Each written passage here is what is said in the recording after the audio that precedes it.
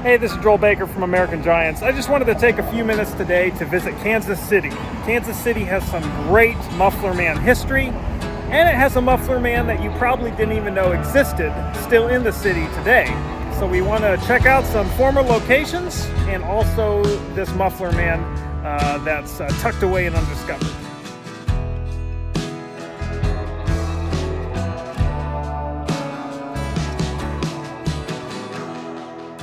So I've been researching Muffler Men for about 12 years now, and this is a spot I've been wanting to come to for a long time. It just hasn't happened until today because there's no Muffler Man here, but I still really enjoy going to locations that once had them.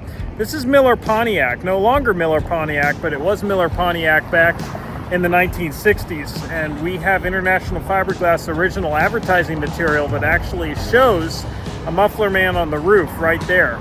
They also had a few Esso Tigers that came here in the mid-60s. The Muffler Man was really unique because at the time they were making an American Indian version, a Chief or a Brave. And the version here is actually more like a Mr. Bendo version because it's the regular Muffler Man with a regular Muffler Man face, but it had 3 feathers. So I never seen anything like it. International Fiberglass apparently only did it once for Miller Pontiac. And I don't know why they didn't go with the American Indian version that they made. But that's what they had here, was that raised waved hand version of a Muffler Man. We don't know what year it came down, but it probably came down in the 70s. I was told the Giant was either thrown in the lake or burned, but the hands were saved. And I've seen pictures of the hands, so we know the hands still exist to this guy that stood here.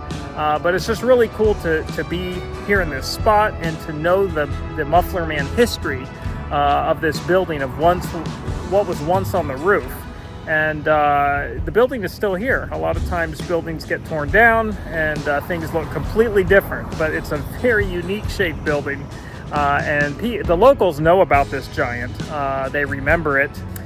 So I just wanted to spend some time in Kansas City and check out a few of the historic locations, and this was at the top of my list.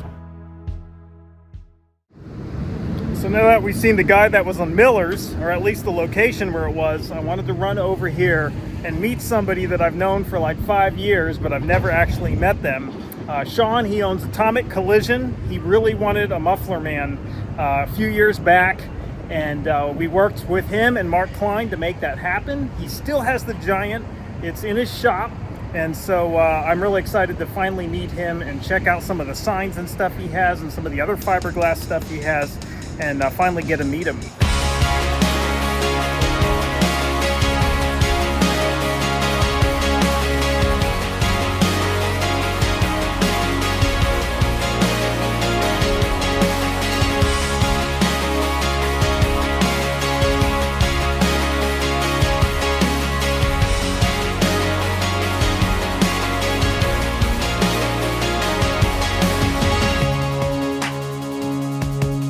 Hey guys, my name is Shawn Arcedino. I'm the owner of Atomic Collision.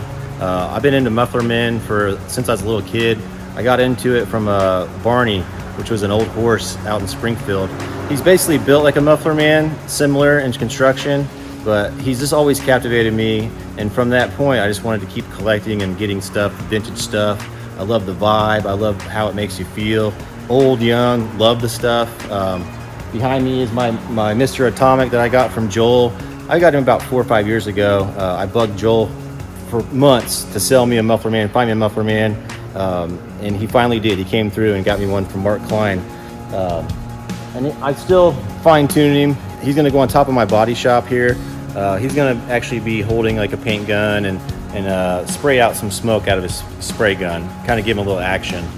Being that he's not an original Muffler Man, I don't feel guilty cutting him up. But yeah, so he's gonna kind of fit in and tie our shop in and make an icon in Kansas City. So hope you guys come and see him.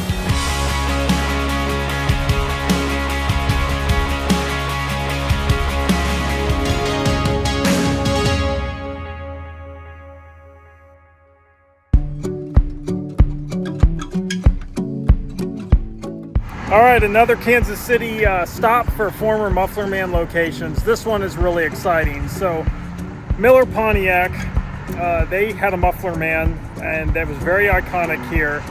But then it was used in international fiberglass advertising. And then there was another Muffler Man that was also probably made around 1965 that was also used in international fiberglass advertising, and it was here at Poor Boy's Pantry, or what was then Poor Boy's Pantry. There's a few different businesses right behind me, and this is where the Muffler Man was located. It's a bit odd that a Muffler Man was purchased by such a small business, but Poor Boy's Pantry apparently saw an international fiberglass ad, and they wanted a Muffler Man.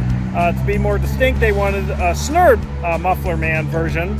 And so it was probably brought here around 1965, and it stood on that pole facing the street, just on the other side of it. So if we were back in the 1960s right now, you would be looking at the back of that Muffler Man, and its head went almost all the way up to that cross piece, which was here back then. And just above that are some brackets that held the Poor Boy Pantry sign. And if you look at the base of the sign, or of the pole, you can actually see original remnants and brackets that held the Muffler Man in place. The Muffler Man stood against this pole until the mid-90s, and sometime in the 80s he was actually painted with a Hawaiian shirt, which was very distinct and unusual, and not the way he was originally painted.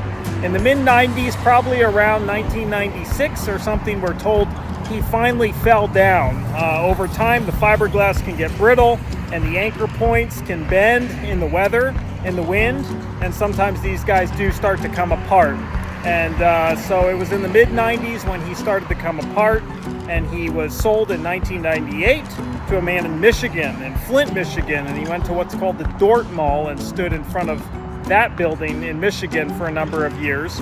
He was then sold to Bell Plastics, Bruce Kennedy in Hayward, California, and Bruce had him restored and repainted with a Hawaiian shirt, so he still looks very much the way he did, but he's in California these days and no longer here in Kansas City against this pole.